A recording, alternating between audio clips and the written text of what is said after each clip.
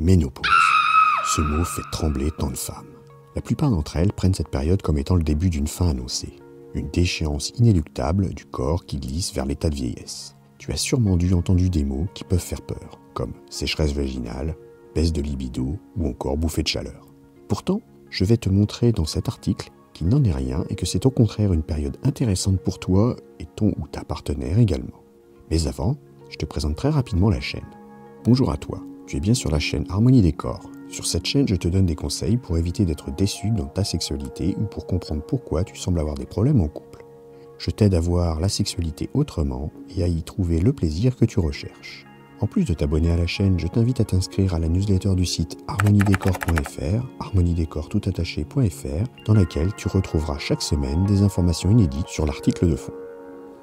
Ainsi, la ménopause survient en moyenne vers l'âge de 51 ans.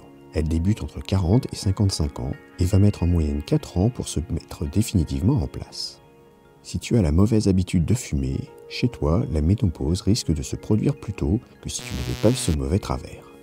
Il est donc totalement possible de comparer cela à la période de l'adolescence quand les organes sexuels s'éveillent. Dans le cas de la ménopause, ils passent du statut potentiel de matrice de procréation à de simples organes génitaux. Dans une première partie, je vais t'expliquer en quoi la ménopause produit des effets sur ton corps et ton esprit. Ensuite, je t'indiquerai les effets que tu pourras attendre dans ta sexualité. Tu vas voir, il y a beaucoup de positifs. Dans les débuts de la phase de ménopause, c'est la baisse soudaine de progestérone qui va provoquer les premiers symptômes. Tu peux ressentir un gonflement de la poitrine qui peut s'accompagner de douleurs et d'une sensibilité accrue. Un second symptôme sera un stockage plus rapide vers les masses graisseuses qui engendrent très souvent une prise de poids si le régime alimentaire n'est pas adapté à cette nouvelle période de vie. Un peu plus tard, c'est au tour des œstrogènes qui s'effondrent pour donner suite à la mise au repos des ovaires. Ce changement brusque va engendrer des bouffées de chaleur, pour 3 femmes sur 4, mais aussi une sécheresse vaginale. Les bouffées de chaleur peuvent durer parfois jusqu'à 5 à 10 ans. Et peuvent s'accompagner également de maux de tête, de sueur nocturne, de fatigue, d'insomnie, d'irritabilité et d'anxiété. Les poussées de chaleur sont caractérisées par des sensations de chaleur intenses qui montent de la poitrine vers le cou, puis le visage et durent de 30 secondes à quelques minutes. Elles peuvent parfois s'accompagner de rougeur et de transpiration. Je vais t'indiquer quelques solutions pour limiter les effets des bouffées de chaleur. Pour commencer, il est préférable de s'habiller avec plusieurs couches, ce qui permet lors d'une crise de retirer quelques vêtements sans perdre sa pudeur le temps que la crise passe. Il faut éviter les prises d'alcool, mais aussi de boissons excitantes et de ne pas fumer. Tu dois aussi éviter de manger épicé. Il est aussi fortement recommandé de faire des exercices de relaxation. Avoir un bon sommeil est également largement préconisé. Je te mets dans la description un lien vers un article à ce propos. Pour finir, la pratique d'une activité sportive te profitera pour lutter contre les bouffées de chaleur, mais aussi contre la prise de poids. Et puis, pour le moral et le bien-être du corps, c'est excellent. La sécheresse vaginale, c'est dur à dire, se manifeste par une moindre, voire une absence de lubrification vaginale. Elle peut engendrer des démangeaisons, des brûlures, des douleurs pendant les rapports. La ménopause engendre chez 3 femmes sur 5 une baisse de la libido.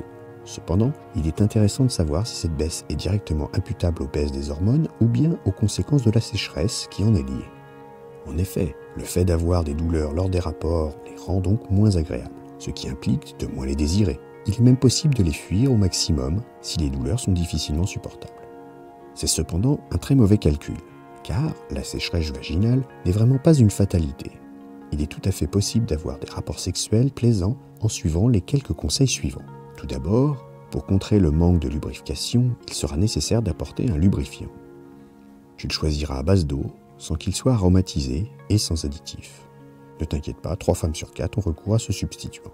Il est recommandé aussi d'utiliser pour sa toilette intime un savon doux et adapté. En effet, la ménopause modifie la flore interne, ce qui rend le vagin plus sensible aux irritations et infections.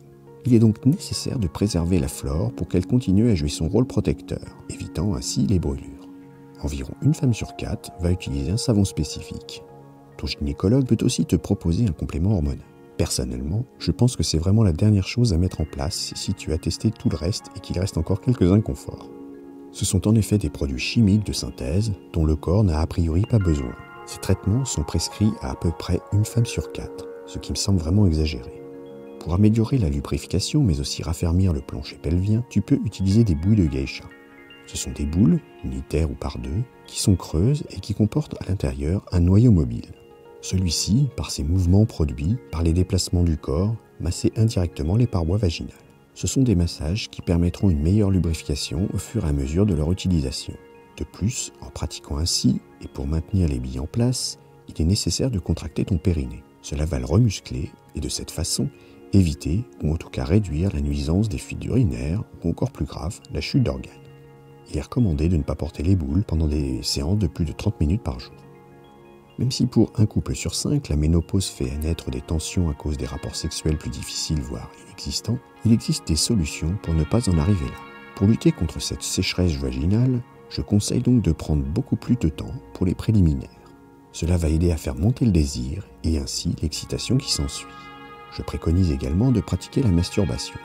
En effet, celle-ci te permet d'avoir du plaisir, permettant de garder ton corps toujours prêt à celui-ci. Bien sûr, il faudra pratiquer le plus régulièrement possible, aussi bien la masturbation que les rapports en couple. Plus ton sexe sera habitué à être utilisé, et plus il continuera à produire sa lubrification naturelle. C'est un peu comme tout organe, quand il ne sert pas, il s'atrophie. La lubrification naturelle ne sera peut-être pas toujours suffisante, mais au moins, la source ne se tarira pas. Pour terminer sur la sécheresse vaginale et la chute de libido, il est nécessaire au sein du couple de raffermir ses sentiments. En plus, c'est l'âge où les enfants s'envolent du nid parental. C'est donc le bon moment pour se retrouver comme deux adolescents et vivre votre passion amoureuse ensemble. Bien évidemment, si avant cela des griefs vous séparaient, la ménopause risque fortement de dégrader encore plus l'atmosphère. C'est pourquoi une bonne communication et du partage sont les ingrédients indispensables à tous les couples qui veulent durer. Comme je viens de te l'expliquer, après une période qui peut s'étaler suivant chacune de 1 à 10 ans, le corps ensuite prend un chemin plus calme. Il faut considérer que tu es entré en ménopause environ 12 mois après la fin des dernières règles. Les changements hormonaux sont moins violents. Ils tendent à diminuer, mais de façon très douce. Tu n'auras donc plus à supporter les troubles liés aux menstruations comme les seins gonflés ou douloureux, les maux de ventre, les céphalées, etc. Ce n'est pas négligeable puisque cela intervenait à un cycle régulier. Le corps et l'esprit ne sont plus soumis à des vagues successives de hausses et de baisses. Cela va fortement jouer sur l'humeur et l'émotion de chacune. Il est quand même beaucoup plus agréable de ne pas être malmené émotionnellement par ces hormones tous les mois. Pour terminer sur l'aspect physique lié à l'arrivée de la ménopause, tu n'auras plus à faire attention de ne pas tomber enceinte. Tu pourras remiser les moyens contraceptifs chimiques pour le plus grand bien de ton corps. Tu pourras faire retirer les éléments étrangers qui pouvaient avoir été insérés pour éviter toute grossesse. Ton corps retrouvera sa liberté des premiers temps de ta vie. Toutefois, si tu as des partenaires différents, il ne faudra pas négliger les protections contre les IST. Même si tu ne peux plus procréer, tu ne dois pas oublier que tu peux toujours être contaminé par un ou une partenaire infectée. Et puis si tu as supporté jusque-là sur tes épaules tout le poids de la contraception, tu pourras cette fois déléguer à ton partenaire cette tâche. Il sera bon de célébrer l'arrivée de la ménopause, comme il faut aussi fêter les premières règles. Comme je l'ai expliqué plus haut, la chute des hormones va également avoir un impact sur l'envie physique. J'ai déjà abordé ce sujet dans une vidéo qui t'expliquait l'évolution des taux d'hormones sexuelles. Tu peux la retrouver en cliquant en haut à droite ou dans la description. Cependant, je le dis souvent, le principal moteur de notre sexualité n'est pas le taux d'hormones, c'est le cerveau. Parfois, ton corps peut réveiller ton cerveau lorsqu'il est en demande de sexe, mais le dernier mot reste pour ton esprit. Tu l'auras compris, ta sexualité ne dépend donc pas de l'état de ton taux hormonal, mais bel et bien l'envie que tu vas avoir pour une relation avec ton ou ta partenaire.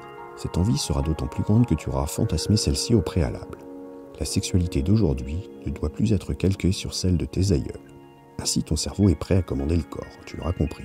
L'arrêt de tes règles et de la montée et la baisse hormonale va faire que tu pourras à tout moment assouvir tes envies. Il ne faut donc pas hésiter à en jouer, voire en surjouer. À toi de prendre les rênes pour amener ton ou ta partenaire dans les mêmes dispositions que toi. Ensemble, vous pourrez prendre beaucoup de plaisir et ainsi conserver cette harmonie corporelle qui était la vôtre dans les débuts de votre relation. Tu sais maintenant pourquoi la ménopause ne doit plus te faire peur. C'est même, à mon sens, une nouvelle transition de ton corps pour une autre sexualité. Elle sera certainement moins sauvage qu'à tes 20 ans, mais tu y gagneras en douceur, tendresse et plaisir ressenti. Il faudra pour ce faire utiliser toutes les techniques et aides pour cela. Tu as encore de très belles années de vie de couple et de vie sexuelle devant toi. Alors, abonne-toi à la chaîne et indique-moi dans les commentaires ce qui t'a le plus embêté avec ta ménopause et comment tu as réussi à faire face. Merci d'avoir écouté cette vidéo. Pour aller un peu plus loin et rejoindre le cercle des fins connaisseurs pour une sexualité épanouie, je te conseille de t'abonner à la newsletter. Tu retrouveras l'article complet, il te donnera plus de conseils et des astuces. Abonne-toi à la chaîne, active le petit pouce bleu Éventuellement, ajoute un commentaire et à bientôt.